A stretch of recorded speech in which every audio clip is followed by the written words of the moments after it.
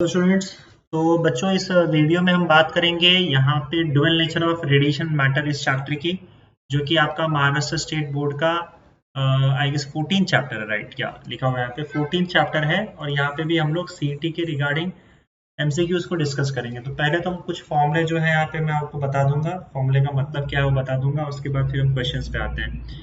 इस चैप्टर में भी थ्योरी बहुत ज़्यादा नहीं है, तो कुछ नंबर ऑफ फॉर्मूले हैं वो हम देख लेते हैं।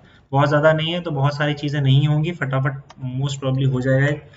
हम शुरू करते हैं। तो सबसे पहले हम बात करेंगे, यहाँ पे देखो कैसा है कि आइंस्टाइन की थ्योरी की बात कर लेते हैं। तो मैं एक्चुअली इसमें ना इसमें ऑर्डर वाइज नहीं जाऊंगा, क्योंकि आपको मैं चीज़ें सिर्फ बता रहा हूँ। ठीक है, ऑलरेडी मैंने चैप्टर पूरा पढ़ा दिया है, तो वन शॉट में पढ़ाया, आपको देख भी सकते हो अगर आपको थियरी देखना है तो। मैं आपको चीज़ें बस यहाँ पे बता रहा हूँ। आइंस्टाइन की थियरी के हिसाब से देखो क्या होता है कि अगर मान लो एक मेटल प्लेट है आपके पास, इस मेटल प्लेट पे एक पर्टिकुलर फ्रीक्वेंसी, जिसको हम लोग बोलते हैं थ्रेशोल्ड फ्रीक्वेंसी, थ्रेशोल्ड फ्रीक्वेंसी, अगर इस थ्रेशोल्ड फ्रीक्वेंसी से ज़्यादा फ्रीक्वेंसी का अगर आप फोटोन डालते हो, लाइट डालते हो, तो इसमें से इलेक्ट्रॉन बाहर आ जाता है, इस मेटल प्लेट में से इलेक्ट्रॉन बाहर आ जाता है। अब आइंस्टाइन की थ्योरी के हिसाब से जो हमारा लाइट होता है वो फोटोन के फॉर्म में होता है, और एक फोटोन की जो एनर्जी होती है वो एनर्जी होता है, वो उस एक फोटोन की एनर्जी का वैल्यू होता है h new. H Planck's constant है, न्यू जो है वो फ्रीक्वेंसी है ना? तो अगर आप एक एच न्यू डालोगे तो मेटल से इलेक्ट्रॉन को बाहर निकलने के लिए कुछ एनर्जी लगता है, उस एनर्जी को हम लोग वर्क फंक्शन बोलते हैं, वर्क फंक्शन बोलते हैं, है ना? तो मान लो आपने एच न्यू एनर्जी का फोटोन डाला, उसमें से मेटल से इलेक्ट्रॉन बाहर निकलने के लिए उसने इतना एनर्जी खर्च किया, वर्क फंक्शन कितना खर्च किया। बाकी जो बचा हुआ एनर्जी है, जैसे एच न्यू में से वर्क फंक्शन माइनस कर दो इतना, तो उसका खत्म हो गया। कि जो बचा हुआ एनर्जी है एच न्यू माइनस 5, वो इलेक्ट्रॉन के काइनेटिक एनर्जी में चला जाता है। जो भी उसका मैक्सिमम काइनेटिक एनर्जी स्टार्टिंग में होगा, उस काइनेटिक एनर्जी में चला जाता है, तो काइनेटिक एनर्जी मैक्स हो जाता है। तो फॉर्मूला आपका ये बनता है h nu is equal to 5 को यहाँ भेजोगे तो पॉजिटिव में आ जाएगा, 5 प्लस काइनेटिक एनर्जी मैक्सिमम। ये आइंस्टाइन का इक्वेशन है। और ये जो प्रोसेस होता है, इस प्रोसेस को हम लोग फोटो इलेक्ट्रिक इफेक्ट बोलते हैं। और याद रखना, फोटो इलेक्ट्रिक इफेक्ट तभी होगा जब आपके फोटोन या लाइट की फ्रीक्वेंसी थ्रेशोल्ड फ्रीक्वेंसी से ज्यादा होगा। थ्रेशोल्ड फ्रीक्वेंसी न्यू नॉट में लिख देता हूँ। एक फ्रीक्वेंसी होती है मिनिमम फ्रीक्वेंसी, जिसको थ्रेशोल्ड फ्रीक्वेंसी बोला जाता है, इससे ज्यादा फ्रीक्वेंसी होना चाहिए, नहीं तो लाइट बाहर ही नहीं निकलेगा। समझे? अच्छा, उसके बाद हम क्या करते हैं, इस मेटल प्लेट के अक्रॉस अगर सपोज करो हम लोग इसको इलेक्ट्रॉन को रोकने के लिए एक उल्टा पोटेंशियल लगा देते हैं, उस उल्टे पोटेंशियल को हम लोग स्टॉपिंग पोटेंशियल बोलते हैं। तो स्टॉपिंग पोटेंशियल इतना पोटेंशियल होता है जो इलेक्ट्रॉन को चलने से रोक देता है, इलेक्ट्रॉन को मूव करने से या करंट फ्लो होने से बंद करवा देता है, इलेक्ट्रॉन को रोक देता है, उसे हम स्टॉपिंग पोटेंशियल बोलते हैं। स्टॉपिंग पोटेंशियल और काइनेटिक एनर्जी के बीच का रिलेशन है, kinetic energy max is equal to half m v max square. ये तो आपको पता ही है, ये तो नॉर्मल फॉर्मूला है। उसके अलावा काइनेटिक एनर्जी मैक्स जो होता है वो ई वी नॉट के बराबर होता है, मतलब ई इलेक्ट्रॉन का चार्ज और वी नॉट उसका स्टॉपिंग पोटेंशियल। ठीक है, एक चीज तो ये होगी, आपको ध्यान में रखना है। और तीसरा आपका एक और रिलेशन है, जो आपका वर्क फंक्शन है उसका वैल्यू एच न्यू नॉट के इक्वल होता है। न्यू नॉट जहाँ पे आपका थ्रेशोल्ड फ्रीक्वेंसी है, थ्रेशोल्ड फ्रीक्वेंसी और वर्क फंक्शन के बीच में ये रिलेशन आ गया आपका। ठीक है, बाकी कुछ ग्राफ्स हैं, वो ग्राफ्स आपको ध्यान में रखने होंगे। जैसे कि अगर सपोज करो आप ग्राफ प्लॉट करते हो intensity versus current, intensity, intensity याद रखना, इंटेंसिटी जो होता है, intensity I, it is directly proportional to number of photons. मतलब जितना ज्यादा नंबर ऑफ फोटॉन्स आप फेंकोगे हर सेकेंड, उतना ज्यादा इंटेंसिटी होगा। Intensity is proportional to number of photons. तो अगर आप इंटेंसिटी और करंट के बीच में ग्राफ प्लॉट करते हो, क्योंकि ये करंट लाइट की वजह से आता है, इसलिए हम इसको फोटो करंट बोलते हैं, फोटो करंट या फोटो इलेक्ट्रिक करंट। तो करंट और इंटेंसिटी के बीच में ग्राफ प्लॉट करोगे तो ये स्ट्रेट लाइन होगा। आप लाइट की जितनी ज्यादा इंटेंसिटी बढ़ाते जाओगे, करंट उतना ही ज्यादा बढ़ता जाएगा। फिर तुम्हारा एक ग्राफ आता है स्टॉपिंग पोटेंशियल, यहाँ पे देखो एक्सेलरेटिंग पोटेंशियल, एक्सेलरेटिंग पोटेंशियल जो होता है वो एक्चुअली में इलेक्ट्रॉन को रोकता नहीं बल्कि और जोर से भगाता है, उसको उसकी वेलोसिटी और बढ़ा देता है। और इस साइड में अगर मैं इसी पोटेंशियल को नेगेटिव कर दूं, ये तुम्हारा ओरिजिन है, यहाँ नेगेटिव पोटेंशियल प्लॉट करो तो ये आपका स्टॉपिंग पोटेंशियल कहलाएगा। इस साइड में स्टॉपिंग पोटेंशियल प्लॉट किया, इस साइड में एक्सेलरेटिंग पोटेंशियल। अब इसके दो ग्राफ बनेंगे। एक पहली चीज तो ये कि अगर सपोज करो आप अलग अलग इंटेंसिटी का लाइट लेते हो तो ऑब्वियस सी बात है आपका करंट भी अलग अलग आएगा। तो मान लो मैंने पहले कम इंटेंसिटी का लाइट लिया, तो करंट और एक्सेलरेटिंग पोटेंशियल के बीच का ग्राफ कुछ ऐसा होता है कि अगर आप एक्सेलरेटिंग पोटेंशियल बढ़ाओगे, करंट भी थोड़ा सा बढ़ेगा, उसके बाद सैचुरेट हो जाएगा। अगर आपने इंटेंसिटी बढ़ा दी तो ये ग्राफ ऊपर शिफ्ट हो जाएगा। तो यहाँ पे आप देख सकते हो कि इसकी इंटेंसिटी सबसे ज्यादा है इसलिए करंट ज्यादा था और ऊपर चढ़ गया, इसकी इंटेंसिटी सबसे कम है इसलिए करंट भी कम है, लेकिन ग्राफ का नेचर आपको एक जैसा मिलेगा। ये अलग अलग इंटेंसिटी का ग्राफ यहाँ पे बना के रखा हुआ है, इसमें सबसे ज्यादा इंटेंसिटी इसका है और सबसे कम इंटेंसिटी इसका है, लेकिन यहाँ पे फिक्स्ड फ्रीक्वेंसी है, फ्रीक्वेंसी हमने चेंज नहीं किया है। अगर फ्रीक्वेंसी फिक्स कर दोगे तो एक तो ये ग्राफ ऐसा होगा, लेकिन हम देखते हैं कि अगर मैं स्टॉपिंग पोटेंशियल की बात करूं तो सबका स्टॉपिंग पोटेंशियल फिक्स होता है, सबका स्टॉपिंग पोटेंशियल एक ही आता है। स्टॉपिंग पोटेंशियल बेसिकली फ्रीक्वेंसी पे डिपेंड करता है, ना कि आपके पोटेंशियल पे, ना कि आपके करंट पे, ना कि आपकी इंटेंसिटी पे। तो इंटेंसिटी देखो कम रहे ज्यादा रहे उससे कुछ फर्क नहीं पड़ता है। हाँ ये जरूर है कि इंटेंसिटी अगर ज्यादा होगा तो करंट ज्यादा होगा, और इलेक्ट्रॉन्स को रोकने के लिए स्टॉपिंग पोटेंशियल सेम लगेगा। ठीक है, एक इलेक्ट्रॉन्स को रोकना है, स्टॉपिंग पोटेंशियल सबका फिक्स होगा। स्टॉपिंग पोटेंशियल तभी बदलेगा जब आपका फ्रीक्वेंसी चेंज होगा। तो इसका अगला ग्राफ क्या है, उसी वही प्रूव करता है कि यहाँ पे हम क्या करते हैं, फिर से स्टॉपिंग पोटेंशियल यहाँ पे बनाते हैं और यहाँ पे एक्सेलरेटिंग पोटेंशियल, एक्सेलरेटिंग पोटेंशियल, और उस केस में यहाँ पे आप देख सकते हो कि करंट और इसके बीच में अगर मैं ग्राफ प्लॉट करूं, यहाँ पे हम क्या करते हैं, हम इंटेंसिटी फिक्स कर देते हैं, फिक्स्ड, यहाँ पे fixed intensity different, fix frequency different intensities, यहाँ पे फिक्स्ड इंटेंसिटी, इंटेंसिटी हमने फिक्स कर दिया, और डिफरेंट फ्रीक्वेंसीज, फिक्स्ड इंटेंसिटी, और यहाँ पे आपका होगा डिफरेंट फ्रीक्वेंसीज। जब आप फ्रीक्वेंसीज बदल दोगे तो आपका स्टॉपिंग पोटेंशियल भी बदल जाता है। इंटेंसिटी फिक्स है, इसके वजह से आपका करंट फिक्स होगा यहाँ पे इस साइड वाला, लेकिन अलग अलग फ्रीक्वेंसी के लिए आपका अलग अलग स्टॉपिंग पोटेंशियल आएगा। जितना ज्यादा फ्रीक्वेंसी होगा उतना ही ज्यादा स्टॉपिंग पोटेंशियल भी होगा, तो स्टॉपिंग पोटेंशियल आपका बदल जाएगा। ठीक है, तो अगर सपोज करो यहाँ पे इसकी फ्रीक्वेंसी न्यू 1 है, इसकी फ्रीक्वेंसी न्यू 2 है और इसकी फ्रीक्वेंसी न्यू 3 है, तो स्टॉपिंग पोटेंशियल जिसका ज्यादा है उसकी फ्रीक्वेंसी भी ज्यादा होगी, इसका मतलब new 3 will be greater than new 2, that will be greater than new 1। Frequency सबसे ज्यादा तो स्टॉपिंग पोटेंशियल भी सबसे ज्यादा। और एक और ग्राफ है लास्ट में आपको जो ध्यान में रखना है, वो है आपका stopping potential, frequency versus stopping potential and frequency.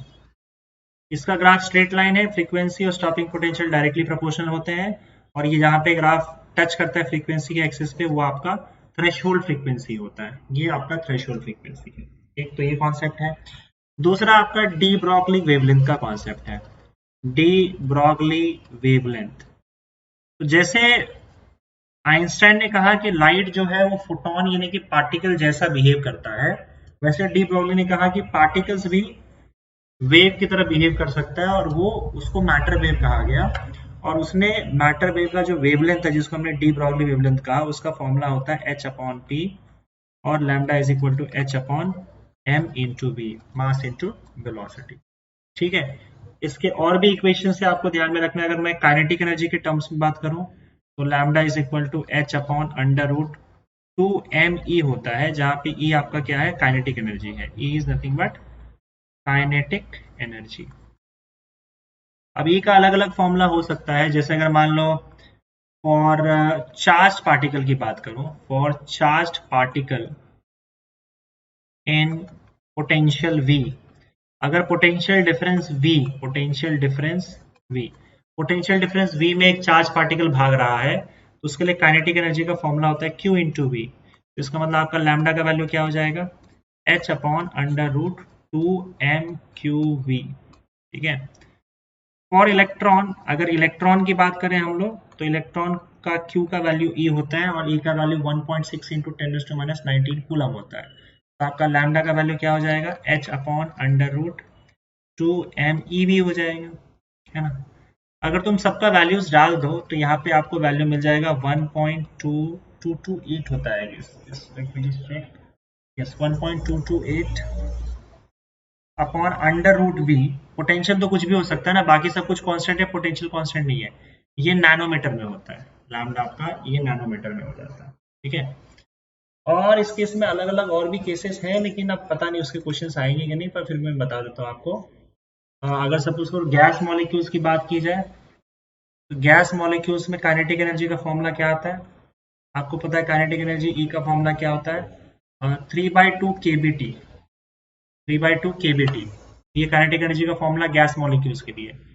तो ऐसे केस में लैम्डा का फॉर्मूला निकालने जाओगे तो क्या आ जाएगा बताओ, h upon under root 2m होता है ना, ई की जगह पे 3/2 kBt कर दो, तो 2 कैंसिल हो जाएगा और आपका वैल्यू आ जाएगा h upon under root 3m/kBt।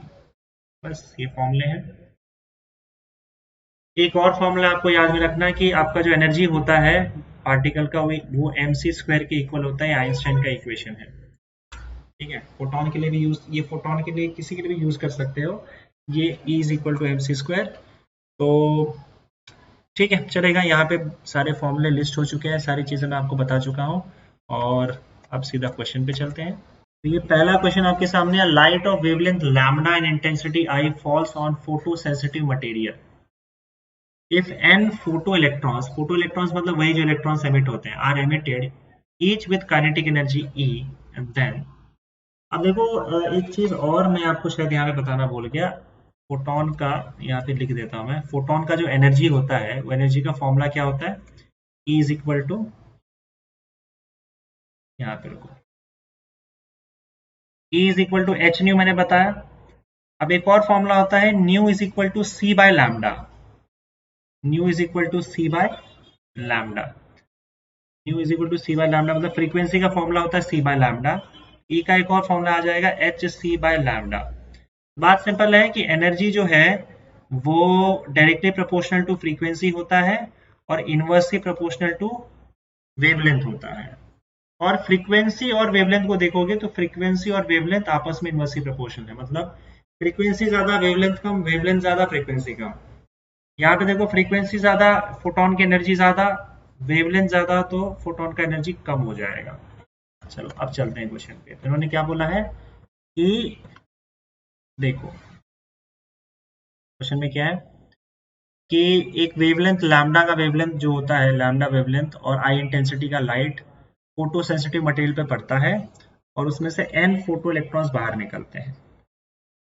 ठीक है, n फोटो इलेक्ट्रॉन्स बाहर निकलते हैं और उन सब की काइनेटिक एनर्जी E होती है, वही मैक्सिमम काइनेटिक एनर्जी E होती है। तो आपको पता है E जो है फ्रीक्वेंसी पे डिपेंड करता है। E मतलब उसकी कितनी काइनेटिक एनर्जी है, वो काइनेटिक एनर्जी E का फॉर्मूला क्या होता है, EV0 होता है। मैक्सिमम काइनेटिक एनर्जी का फॉर्मूला EV0 होता है। तो ये डिपेंड करता है किस पे, स्टॉपिंग पोटेंशियल पे। और स्टॉपिंग पोटेंशियल किस पे डिपेंड करता है, फ्रीक्वेंसी पे। वो हमने देखा था स्टॉपिंग पोटेंशियल और फ्रीक्वेंसी दोनों डायरेक्टली प्रोपोर्शनल है। ग्राफ देखा था ना V0 और फ्रीक्वेंसी का, स्ट्रेट लाइन, दोनों डायरेक्टली प्रोपोर्शनल है। इसका मतलब सिंपल है कि अगर फ्रीक्वेंसी ज्यादा रहा तो स्टॉपिंग पोटेंशियल ज्यादा होगा और जो इलेक्ट्रॉन्स की काइनेटिक एनर्जी है वो भी ज्यादा होगी। समझ गए। तो E will be directly proportional to frequency, लेकिन frequency inversely proportional to wavelength है। Frequency is inversely proportional to wavelength, तो इसका मतलब वेवलेंथ की इनवर्सली प्रोपोर्शनल होगा। तो एक तो ये केस आएगा और ये केस आएगा, मुझे लगता है ऑप्शन डी में ही आ रहा है, सही हो जा रहा है। बाकी नंबर ऑफ फोटॉन्स कितने निकलेंगे, नंबर ऑफ फोटॉन्स सीधा साधा डिपेंड करता है इंटेंसिटी पे। जितना ज्यादा इंटेंसिटी उतना ज्यादा नंबर ऑफ फोटॉन्स बाहर आएगा। तो ऑप्शन डी बन रहा है इसका यहाँ पे, राइट। आगे बढ़ते हैं। Figure shows the variation of photo electric current I with anode photo sensitive. देखो ये ग्राफ हमको पता है, हमने देखा है। और यहाँ पे इंटेंसिटीज आई आई भी दिया हुआ है, तो देखो जितना ज्यादा इंटेंसिटी उतना ज्यादा करंट। तो यहाँ से तो साफ दिख जा रहा है कि इंटेंसिटी बी का ए से ज्यादा होगा, तो I B is greater than I A. ये दो ऑप्शन में आ रहा है, कि यहाँ पे भी आ रहा है और एक यहाँ पे भी आ रहा है। दूसरा स्टॉपिंग पोटेंशियल दोनों के लिए सेम है। बाकी क्या पूछा गया है, it follows from the graph that V A is greater than V B. V A क्या है भाई, वी ए क्या है, अच्छा ओके। एनोड पोटेंशियल की बात कर रहा है क्या, क्या किसकी बात कर रहे हो, अभी तो पता करें। इंटेंसिटी बस ज्यादा कम ज्यादा किया हुआ है, बाकी तो भाई दोनों का ग्राफ जो है उसका नेचर सिमिलर है। तो V A should be equal to V B, V A should be equal to V B, क्योंकि एक्सेलरेटिंग पोटेंशियल जो है दोनों केस में, आई थिंक एक्सेलरेटिंग पोटेंशियल की ही बात कर रहा होगा, क्योंकि स्टॉपिंग पोटेंशियल तो दोनों केस में सेम है। नॉट श्योर किस पोटेंशियल की बात कर रहा है वो। तो अगर एनोड पोटेंशियल की बात कर रहा है तो इसका मतलब फिर दोनों के लिए सेम हो जाएगा, मेरे हिसाब से तो सेम होना चाहिए। Let me just confirm, yes, क्योंकि दोनों का ग्राफ का नेचर सेम है, आप देख सकते हो ऊपर जा रहा है कांस्टेंट, ऊपर जा रहा है कांस्टेंट है, तो वैसे ही है। बाकी आपका स्टॉपिंग पोटेंशियल दोनों का अलग अलग है, लेकिन एक्सेलरेटिंग पोटेंशियल दोनों का सेम होगा। This has to be the option, that's it. Light of wavelength lambda, which is less than threshold wavelength, is incident on a photosensitive material. If the incident wavelength is decreased so that emitted photoelectrons are moving with some velocity, then stopping potential will देखो यहाँ पे कैसा है कि आपका, हाँ यहाँ पे एक और चीज मैं बता दूं, किधर गया कंडीशन क्या है फोटो इलेक्ट्रिक एमिशन का। फोटो इलेक्ट्रिक मतलब फोटो इलेक्ट्रिक इफेक्ट कब होगा, जब आपका फ्रीक्वेंसी थ्रेशोल्ड फ्रीक्वेंसी से ज्यादा होना चाहिए। पर वेवलेंथ के केस में ये उल्टा हो जाता है, क्योंकि फ्रीक्वेंसी वेवलेंथ के इनवर्सली प्रोपोर्शनल है। तो आपका वेवलेंथ थ्रेशोल्ड वेवलेंथ से कम होना चाहिए, दिस इज थ्रेशोल्ड वेवलेंथ, तो होगा थ्रेशोल्ड वेवलेंथ से कम होना चाहिए, मतलब वेवलेंथ कम होना चाहिए, फ्रीक्वेंसी ज्यादा होना चाहिए, सिंपल सी बात है। तो यहाँ पे हम लोगों ने क्या देके रखा हुआ है कि light of wavelength lambda which is less than threshold frequency, threshold wavelength. तो थ्रेशोल्ड वेवलेंथ के तो कम ही होना चाहिए लाइट का वेवलेंथ, तो वो है is incident on a photosensitive material. If the incident wavelength is decreased, अगर वेवलेंथ को और डिक्रीज करेंगे, इसका मतलब तुम फ्रीक्वेंसी इंक्रीज कर रहे हो, फ्रीक्वेंसी इंक्रीज करोगे तो सिंपल सी बात है, अगर आप फ्रीक्वेंसी इंक्रीज कर रहे हो तो आप काइनेटिक एनर्जी को इंक्रीज कर रहे हो, क्योंकि फ्रीक्वेंसी और इज डायरेक्टली प्रोपोर्शनल टू ये आपका stopping potential, and stopping potential और काइनेटिक एनर्जी डायरेक्टली प्रोपोर्शनल है। तो फ्रीक्वेंसी बढ़ा रहे हो, स्टॉपिंग पोटेंशियल बढ़ा रहे हो, काइनेटिक एनर्जी बढ़ा रहे हो आप, सिंपल सी बात है। फ्रीक्वेंसी बढ़ाओगे तो इलेक्ट्रॉन्स का काइनेटिक एनर्जी बढ़ जाएगा। और फ्रीक्वेंसी बढ़ा रहे कैसे पता चल रहा है, क्योंकि हम वेवलेंथ घटा रहे हैं, वेवलेंथ घटा रहे हो फ्रीक्वेंसी बढ़ेगा, फ्रीक्वेंसी बढ़ेगा तो काइनेटिक एनर्जी बढ़ेगा। so that the emitted photoelectrons are moving with some velocity, then stopping potential will। अब आपने फ्रीक्वेंसी बढ़ा दिया, स्टॉपिंग पोटेंशियल का क्या होगा, वो भी इंक्रीज होगा। इलेक्ट्रॉन्स की काइनेटिक एनर्जी इंक्रीज होगी तो स्टॉपिंग पोटेंशियल भी इंक्रीज होगा, तो ऑप्शन सी आएगा आपका। तो मैं साफ साफ यही बता दिया ना, इंक्रीज होगा। ठीक है, चलो आगे बढ़ते हैं। Photoelectrons are obtained by irradiating zinc by radiation of 3400 angstrom unit. In order to increase the kinetic energy of the ejected electrons, देखो काइनेटिक एनर्जी इंक्रीज करना है, तो मैंने क्या बताया, काइनेटिक एनर्जी इंक्रीज करना है तो इसका मतलब आप फ्रीक्वेंसी इंक्रीज कर दो, फ्रीक्वेंसी इंक्रीज करोगे स्टॉपिंग पोटेंशियल इंक्रीज होगा, काइनेटिक एनर्जी इंक्रीज होगा। फ्रीक्वेंसी इंक्रीज करना है तो वेवलेंथ डिक्रीज करना होगा, दोनों में से एक काम करो। फ्रीक्वेंसी इंक्रीज कर रहे हो इसका मतलब वेवलेंथ डिक्रीज कर रहे हो, एक ही बात हो गई। तो अगर आपको काइनेटिक एनर्जी बढ़ाना है तो या तो फ्रीक्वेंसी इंक्रीज करो या वेवलेंथ डिक्रीज कर दो। अब देखते हैं क्या है, only wavelength should be increased, increase तो नहीं करना है। Both wavelength and intensity of radiation should be increased, intensity से कोई लेना देना नहीं है। अगर आपको काइनेटिक एनर्जी बढ़ाना है तो उसका इंटेंसिटी से कोई लेना देना नहीं है। हमने देखा था एक ही इंटेंसिटी पे सबके सारे पोटेंशियल आपका जो स्टॉपिंग पोटेंशियल था अलग अलग था, एक ही इंटेंसिटी पे सबका स्टॉपिंग पोटेंशियल अलग अलग था। इसका मतलब साफ है कि स्टॉपिंग पोटेंशियल अलग अलग है, मतलब काइनेटिक एनर्जी भी आपका अलग अलग है, और इंटेंसिटी भले ही सेम हो। तो इंटेंसिटी से कोई लेना देना नहीं है काइनेटिक एनर्जी और स्टॉपिंग पोटेंशियल का, only wavelength should be decreased. यही ऑप्शन रहेगा आपका, वेवलेंथ डिक्रीज करना है, that's it. The photoelectric threshold wavelength for a silver is lambda naught. Threshold wavelength lambda naught है। What is the energy of the electron ejected from the surface of silver by an incident photon of wavelength lambda? अगर आप lambda डालोगे और lambda naught जो है वो threshold frequency है, तो इक्वेशन क्या बनेगा बताओ? इक्वेशन हमारा ये होता है, इनको चाहिए क्या बताओ? What is the energy of the electron? Electron जो इजेक्ट किया हुआ उसका एनर्जी क्या होता है? तो एच न्यू डालते हो, H new not work function और प्लस काइनेटिक एनर्जी मैक्सिमम। यहाँ पे फाइव होता है, पर हमको पता है फाइव जो होता है वो एच न्यू नॉट के इक्वल होता है, तो मैंने एच न्यू नॉट सीधा डाल दिया। और यही काइनेटिक एनर्जी मैक्सिमम हमको पता करना है, क्योंकि यही इलेक्ट्रॉन का जो इजेक्टेड इलेक्ट्रॉन्स होते हैं उसकी एनर्जी होती है, तो ये H new minus H new not हो जाएगा। अब देखो मैंने आपको बताया था न्यू का वैल्यू सी बाय लैम्डा होता है, तो ये c by lambda minus c by h C by lambda naught हो जाएगा। लैम्डा नॉट यहाँ पे क्या है? थ्रेशोल्ड वेवलेंथ है, minus h C by lambda naught. तो एच सी कॉमन ले लो, 1 by lambda minus 1 by lambda naught हो जाएगा, that is equal to h c lambda naught minus lambda upon lambda lambda naught. बस ये आपका answer है, lambda naught minus lambda upon lambda lambda naught, that is option B. ठीक है, आगे बढ़ते हैं।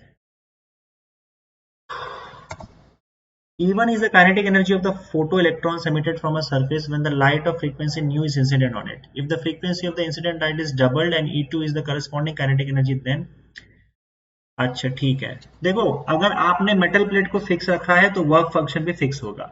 वो बोल रहा है कि पहले तो E1 काइनेटिक एनर्जी है फोटो इलेक्ट्रॉन्स का from a surface when light of frequency nu is incident. तो जब एच न्यू डाला तो h nu is equal to 5 plus kinetic energy maximum होगा, तो काइनेटिक एनर्जी मैक्सिमम पहले किस में? E1 आया।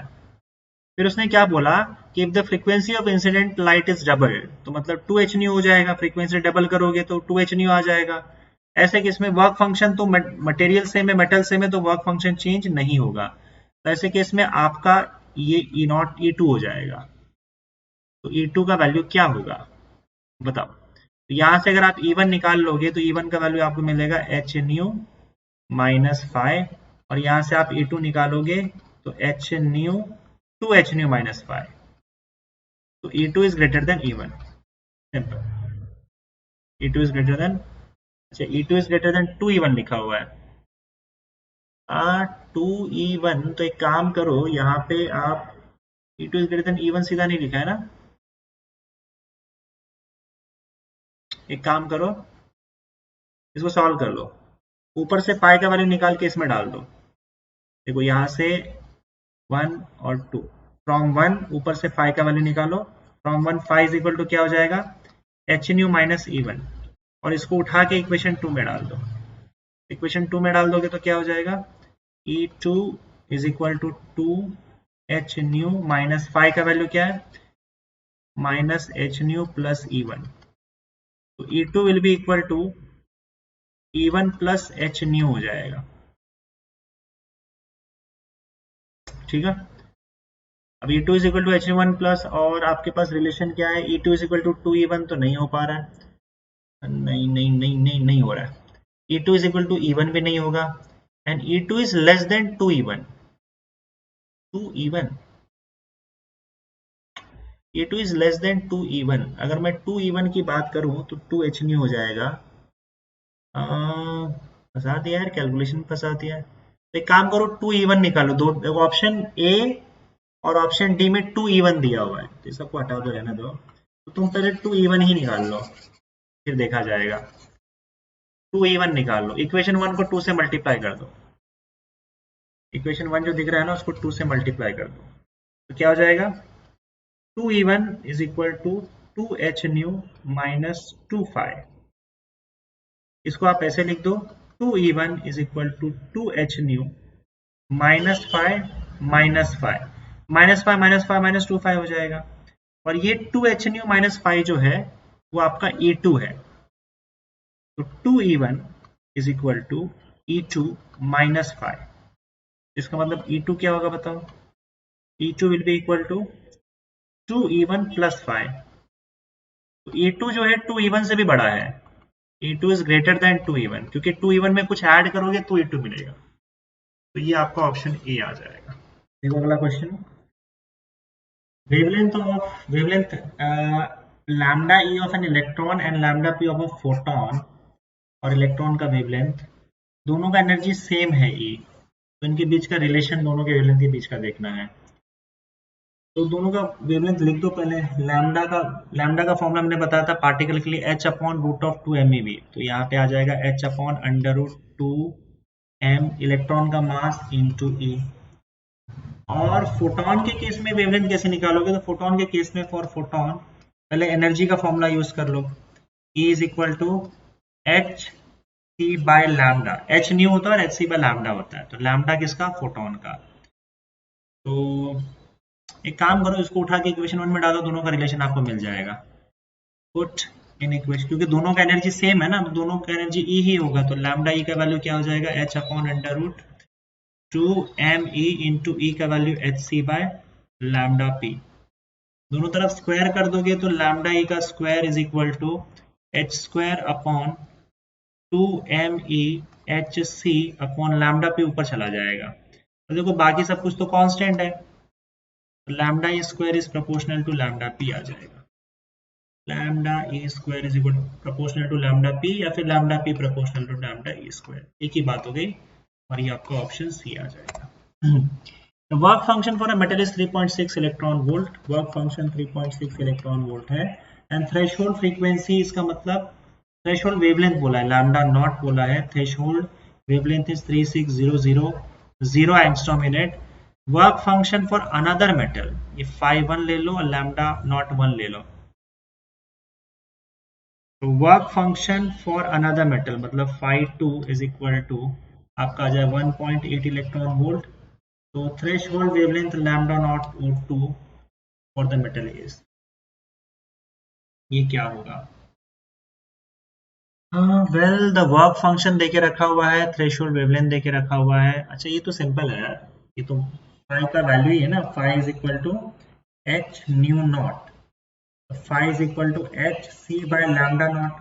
इसका मतलब आपका phi जो है it is inversely proportional to lambda naught. तो इसका मतलब सिंपल है कि phi 1 upon phi 2 is equal to lambda naught 2 upon lambda naught 1। 1 upon 2 2 upon 1 हो जाएगा, इनवर्सली प्रोपोर्शनल है। phi 1 का वैल्यू 3.6 है, phi 2 का वैल्यू 1.8 है, लैम्डा नॉट 2 चाहिए आपको, लैम्डा नॉट का वैल्यू 3000 एंगस्ट्रॉम यूनिट है। तो 18 2 36, लैम्डा नॉट 2 आपका कितना हो जाएगा 6000 angstrom unit. Option A. Okay, let E and EP represent kinetic energy of electron and photon respectively. De Broglie wavelength of photon is, D Broglie wavelength नहीं आएगा यहाँ पे, फोटोन के लिए डी ब्रॉगली वेवलेंथ नहीं आएगा, कुछ भी लिखा हुआ है, सिर्फ वेवलेंथ आएगा। फोटोन का डी ब्रॉगली वेवलेंथ नहीं होगा, मैटर का डी ब्रॉगली वेवलेंथ होता है पार्टिकल का। तो सिंपली यहाँ पे wavelength of a photon is twice the de Broglie, electron का डी ब्रॉगली वेवलेंथ आएगा क्योंकि वो पार्टिकल है। तो यहाँ पे दिया हुआ है फोटोन का जो वेवलेंथ है लैम्डा पी, वो इलेक्ट्रॉन के डी ब्रॉगली वेवलेंथ के डबल है, और ईपी अपॉन ई का वैल्यू बोला है, तो ईपी और निकाल लो। पहले तो फोटोन की बात कर लेते हैं, फोटोन की एनर्जी जो होती है वो लैम्डा के टर्म्स में h C by lambda p हो जाएगा। इलेक्ट्रॉन की एनर्जी कैसे निकालोगे, तो इलेक्ट्रॉन की एनर्जी निकालनी है तो kinetic energy P square upon 2m होता है, ठीक है। और आप लोग को पता है कि पी का वैल्यू जो होगा पी स्क्वायर अपॉन 2m, लेकिन यहाँ पे लैम्डा के टर्म्स में नहीं लिखते हैं, तो एक काम करो पहले तो इसको हटा दो, h बाय लैम्डा डाल दो, क्या h स्क्वायर, और p is equal to h by lambda होता है, ये भी आपको पता है, p is equal to h by lambda e। तो वैल्यू आपका e इक्वेशन 1 आ जाएगा, e का क्या हो जाएगा बताओ, h square upon lambda e का स्क्वायर इंटू 2m, इक्वेशन 2। अब डिवाइड कर दो, EP अपॉन EE will be equal to h C by lambda p upon H square lambda e का स्क्वायर इंटू 2m। तो h और h हो जाएगा कैंसल, और यहाँ पे ये सब ऊपर उठ के चले जाएंगे, ये हो जाएगा 2m लैम्डा ई का square upon lambda P into H, और c भी बचेगा, यहाँ पे c भी आ जाएगा।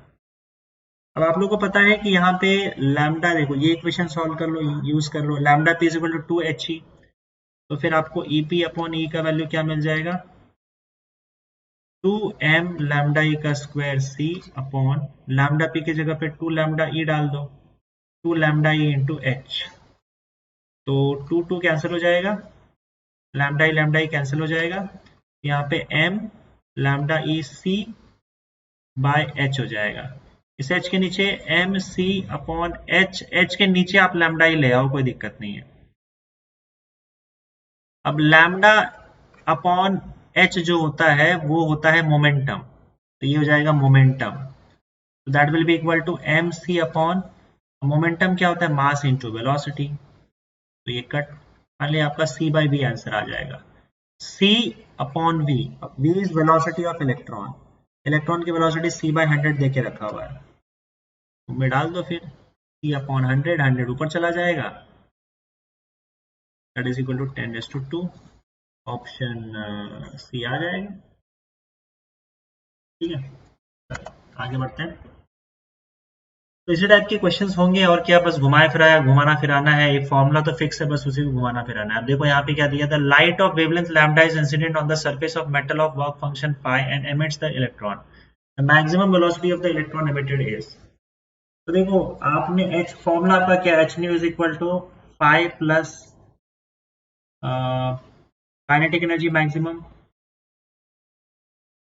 आप वेवलेंथ के टर्म्स में लिख सकते हो h C by lambda is equal to 5 plus half m v square, और अगर काइनेटिक एनर्जी मैक्सिमम है तो वेलोसिटी भी मैक्सिमम होगा। आपको बस वेलोसिटी निकालना है तो घुमा दो इक्वेशन को, और क्या, हाफ एम वी मैक्स का square equal to h C by lambda minus 5, तो वी मैक्स का स्क्वायर क्या हो जाएगा, पूरा चला जाएगा 2 by M H C by lambda minus 5, और स्क्वायर रूट ले लो आपका, V max is equal to under root 2 by M, C कहाँ से आया यार, सी तो नहीं आया, H C by lambda minus 5, under root का मतलब स्क्वायर रूट 1/2, स्क्वायर रूट तो आपको एक तो यहाँ पे दिख रहा है, एक तो यहाँ पे दिख रहा है, तो इसको अगर आप और रीअरेंज करोगे तो आपको एक लैम्डा मल्टीप्लाई करके कर लोगे तो आपको ऑप्शन डी आ जाएगा। ठीक है, आगे बढ़ते हैं। When wavelength of incident radiation on the metal plate metal surface is reduced from lambda 1 to lambda 2, the kinetic energy of emitted photons, photoelectrons is tripled. The work function of metal is, देखो अगर wavelength हमने reduce कर दिया lambda 1 से lambda 2 तक, तो kinetic energy जो है फोटो इलेक्ट्रॉन्स का वो ट्रिपल्ड हो गया। तो पहले इक्वेशन हम यूज करेंगे, देखो h nu is equal to क्या होता है, 5 प्लस काइनेटिक एनर्जी मैक्सिमम, है ना, तो हम इसको ऐसे लिख देंगे, वेवलेंथ के टर्म्स में क्या लिखेंगे, h nu is equal to c by lambda is equal to 5 plus kinetic energy को हम ई लिख देते हैं बस, और कुछ नहीं। तो ये फर्स्ट केस है जब लैम्डा 1 यूज किया गया था। अब वो क्या बोल रहा है, सेकेंड केस में अगर मैंने लैम्डा 2 यूज किया तो इक्वेशन में कुछ इस प्रकार होगा कि आपका काइनेटिक एनर्जी जो है वो ट्रिपल्ड हो जाता है, मतलब 3 हो जाएगा इक्वेशन 2। तो बताओ वर्क फंक्शन क्या है, तो आप एक काम करो, ऊपर इक्वेशन में से ई का वैल्यू निकाल लो, ई का वैल्यू आप देख सकते हो h c upon lambda 1 minus 5 हो जाएगा, ये उठा के इक्वेशन 2 में डाल दो ई का वैल्यू, तो h C by lambda 2 is equal to 5 plus 3 h C by lambda 1 minus 5, इसी को सॉल्व कर लो आपको आंसर मिल जाएगा, है ना। ऊपर से ई का वैल्यू उठा के हमने इक्वेशन 2 में यहाँ पे ई की जगह पे डाल दिया, तो यहाँ पे आप देख सकते हो h C by lambda 2 is equal to 5 plus 3 h C by lambda 1 minus 3/5, तो ये 5 माइनस 3/5 माइनस 2/5 हो जाएगा, माइनस 2/5 को उस साइड ले आओ तो 2/5 हो जाएगा, और इसको इस साइड भेज दो तो 3 h C by lambda 1 minus h C by lambda 2 हो जाएगा, तो 5 का value 1/2 h c common, lambda 2 minus lambda 1,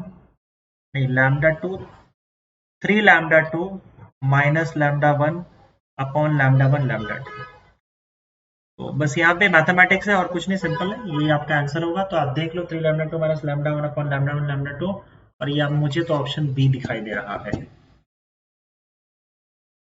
ठीक है, 19 का क्या आता है? ठीक है ठीक है ठीक है। An electron of mass m and a photon have same energy E. The ratio of de Broglie wavelength of electron to the wavelength of photon is an electron of mass m and a photon have same energy. क्या ये सभी किया था क्या?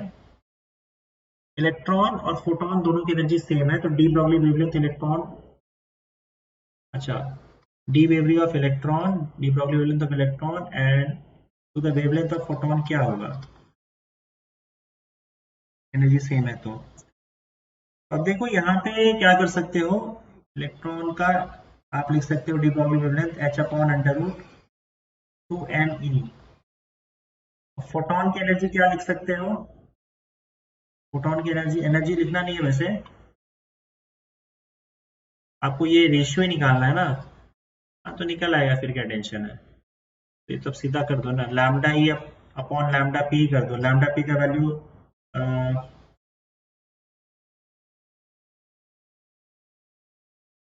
Lambda का value क्या होता है?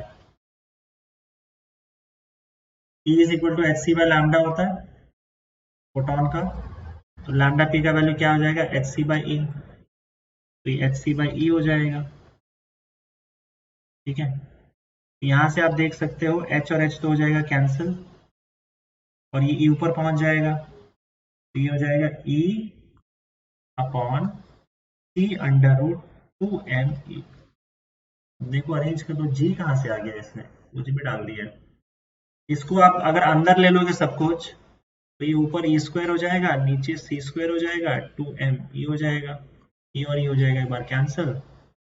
तो c तो बाहर ही रहेगा वैसे, 1/c ऐसे रहने दो, और यहाँ पे under root e upon 2m होगा। That has to be option C. ठीक है, when a light of wavelength lambda is incident on a photosensitive surface, photons of power p are emitted. The number of photon n emitted in time t is देखो power का formula होता है, बता देता हूं, power का formula होता है energy upon time, energy upon time. अब एनर्जी क्या होता है? फोटोन की एनर्जी होती है एच न्यू। अब मान लो नंबर ऑफ फोटॉन्स आपका n है, तो टोटल एनर्जी क्या हो जाएगा? N h nu upon t. तो क्या चाहिए इनको बताओ? Number of photons n emitted in time t is, तो बस नंबर ऑफ फोटॉन्स n निकाल लो, और आपका n का वैल्यू क्या हो जाएगा? p t upon h new.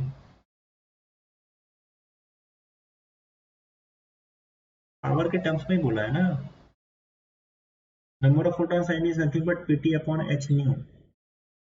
ई लैम्डा, लैम्डा कहां से आ गया? अच्छा न्यू नहीं है यहाँ पे, nu is equal to c by lambda डाल दो, फिर h nu is equal to c by lambda, तो लैम्डा ऊपर चढ़ जाएगा, तो p t lambda upon h c, option सी आ रहा है। चलिए, the potential energy of a moving particle of mass m varies with x-axis as shown in the figure. The de Broglie wavelength of the particle in the regions 0 से लेकर 1 तक, 0 से लेकर 1 तक पोटेंशियल एनर्जी जो है वो इस तरीके से चेंज होता है। तो the de Broglie wavelength of particle in the region 0 से लेकर 1 and greater than 1 are lambda 1 and lambda 2 respectively. Total energy of the particle is Ne, then the ratio, the total energy of the particle is Ne, then the ratio lambda 1 upon lambda 2 is, ये भाई थोड़ा सा question घुमाया हुआ है, पर इसको समझ लेते हैं। देखो इन्होंने पोटेंशियल एनर्जी यू का ग्राफ देके रखा हुआ है 0 से लेकर 1 तक, और 1 के बाद फिर पोटेंशियल एनर्जी 0 हो गया। हम मान के चलते हैं कि इसकी टोटल एनर्जी फिक्स होगी n इंटू ई, तो n इंटू वी जो होगा वो होगा आपका kinetic energy plus potential energy. ठीक है, तो हमको सिर्फ काइनेटिक एनर्जी से ही लेना देना है, तो इसको काइनेटिक एनर्जी को हम यहाँ पे n E is equal to, kinetic energy को हम लोग ई यूज करेंगे, पोटेंशियल एनर्जी को यू यूज करेंगे। तो आप देख सकते हो 0 से लेकर 1 तक आपका पोटेंशियल एनर्जी क्या है, पोटेंशियल आपका E है। आप एक काम करो, काइनेटिक एनर्जी ही रहने दो, नहीं तो कंफ्यूजन क्रिएट हो जाएगा, इन्होंने कंफ्यूजन क्रिएट कर रखा है, छोड़ो। आप देखो, हमको काइनेटिक एनर्जी से लेना देना, हमको कोई पोटेंशियल एनर्जी से लेना देना नहीं है, इसमें तो ऐसे ही होता है। तो हम क्या करेंगे, यहाँ पे काइनेटिक एनर्जी का फॉर्मूला बना लो। फिर काइनेटिक एनर्जी का फॉर्मूला यहाँ से क्या बनेगा बताओ, N into E minus potential energy. तो पहले रीजन 0 से लेकर 1 तक का देखते हैं। इसमें आपका काइनेटिक एनर्जी क्या आएगा बताओ, काइनेटिक एनर्जी आएगा आपका n E, kinetic energy n E minus E, क्योंकि पोटेंशियल एनर्जी ई है, एन ई से लेकर तक। और यहाँ पे वो बोल रहा है कि आपका जो डी ब्रॉगली वेवलेंथ है वो लैम्डा 1 है। अब डी ब्रॉगली वेवलेंथ का फॉर्मूला क्या बताओ, h upon under root 2m। यहाँ पे काइनेटिक एनर्जी आएगा, एक्चुअली में जो E लिखते हैं हम लोग को काइनेटिक एनर्जी होता है। तो लैम्डा 1 का वैल्यू आपका क्या आ जाएगा, h upon under root 2m, kinetic energy is n E minus E, ठीक है। और you can simply write h2m, E का वैल्यू n माइनस 1, ये हो गया आपका लैम्डा 1। उसके बाद अगर मैं लैम्डा 2 की बात करूं तो लैम्डा 2 के केस में क्या होगा आपका, पहले तो सेकेंड रीजन में x ग्रेटर देन 1 के केस में पहले आप देखो कि आपका पोटेंशियल एनर्जी 0 है, क्योंकि ग्राफ सीधा 0 पे जा चुका है। इसका मतलब आपका जो काइनेटिक एनर्जी होगा वो n इंटू ई हो जाएगा।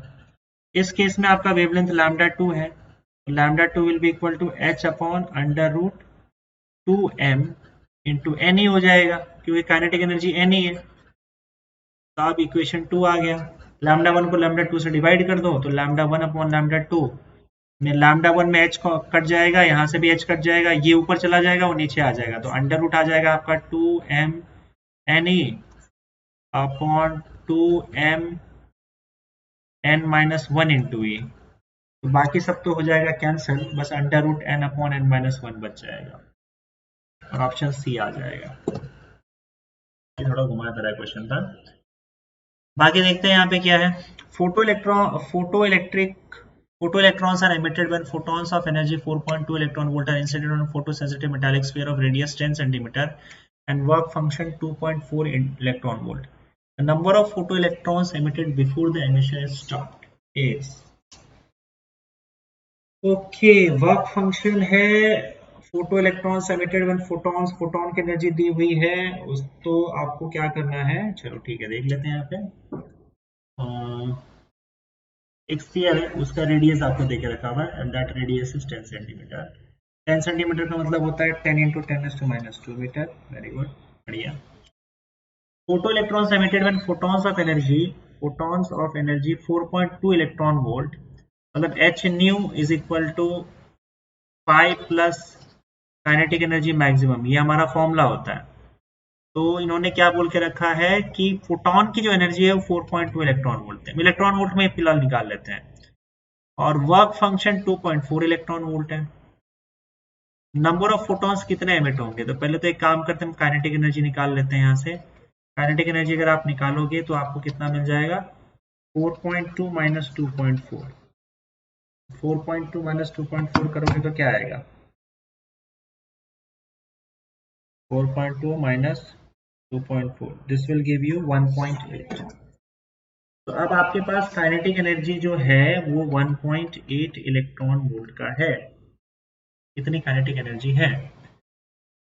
अब या काइनेटिक एनर्जी, इलेक्ट्रॉन के पास काइनेटिक एनर्जी तो आ गया, और ये स्फीयर देके रखा हुआ है, number of photo electrons emitted before the emission is stopped.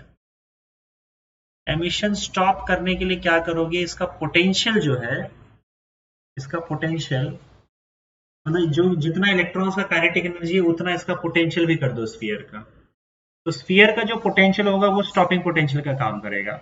तो आप इसका ये इक्वेशन यूज कर सकते हो, kinetic energy maximum is equal to E V not,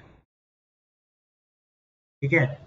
आप स्टॉपिंग पोटेंशियल देख लो, उसके बाद हमको नंबर ऑफ फोटॉन्स पता या नंबर ऑफ इलेक्ट्रॉन्स पता चल जाएगा। तो स्टॉपिंग पोटेंशियल की बात अगर मैं करूं तो काइनेटिक एनर्जी का वैल्यू 1.8 इलेक्ट्रॉन वोल्ट है, it is equal to E V naught, तो आप यहाँ पे देख सकते हो V नॉट का वैल्यू जो है 1.8 आ जाएगा वोल्ट।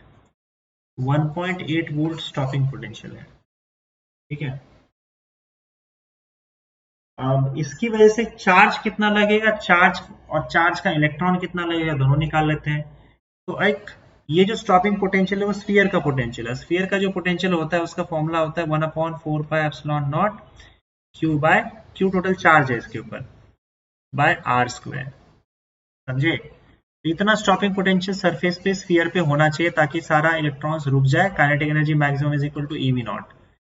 तो वी नॉट का वैल्यू जो है आपका 1.8 है, 9 इंटू 10⁻⁹ हुआ।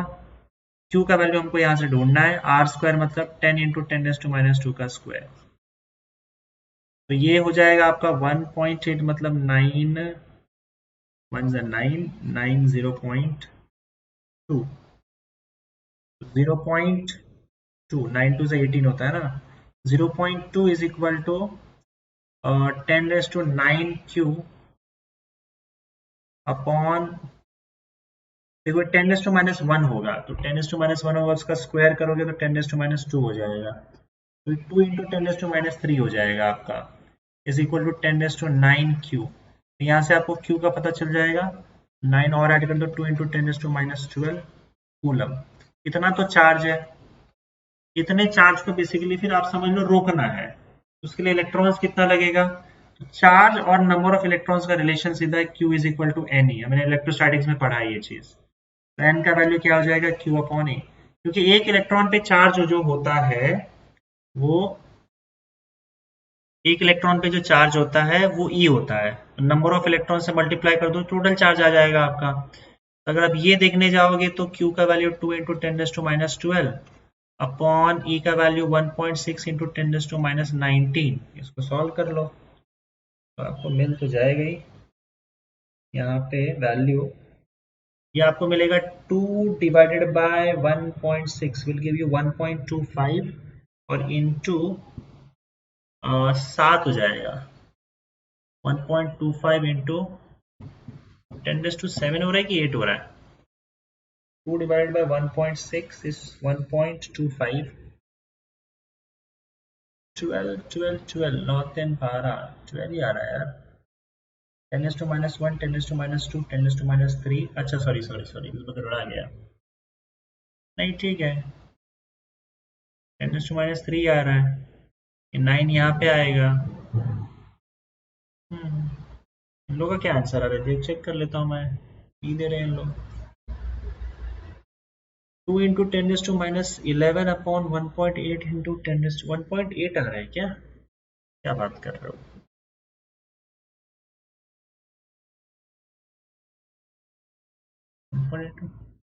नहीं 1.6 इंटू 9 इंटू 10⁻9 ठीक है। आई थिंक डेसिमल में कुछ तो गड़बड़ हो रहा है, 10 सेंटीमीटर और 10 इंटू 10⁻2 मीटर, ठीक है। 10⁻1 मीटर का स्क्वायर के क्यू बाय आर स्क्वायर, गड़बड़ कर दिया यहाँ पे, पोटेंशियल का फॉर्मूला गलत ले लिया, के क्यू बाय आर ही आएगा, स्क्वायर नहीं आएगा बच्चों। पोटेंशियल का फॉर्मूले में पोटेंशियल में स्क्वायर नहीं आता है, एक्सट्रीमली सॉरी। तो ये 10⁻1 होगा, 10⁻2 ही होगा यहाँ पे, तो 10⁻1 कर दो, तो ये 10⁻2 होगा,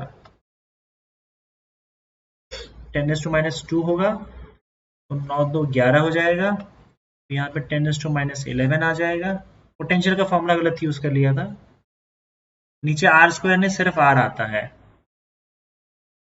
10⁻11, अब ये 8 आ जाएगा, तो आपका ऑप्शन बी आ जाएगा। That's it. चलिए आगे बढ़ते हैं। When monochromatic radiation of intensity I falls on a metal surface, the number of photoelectrons, इसमें चेक नहीं, एक सेकंड बच्चों, एक सेकंड,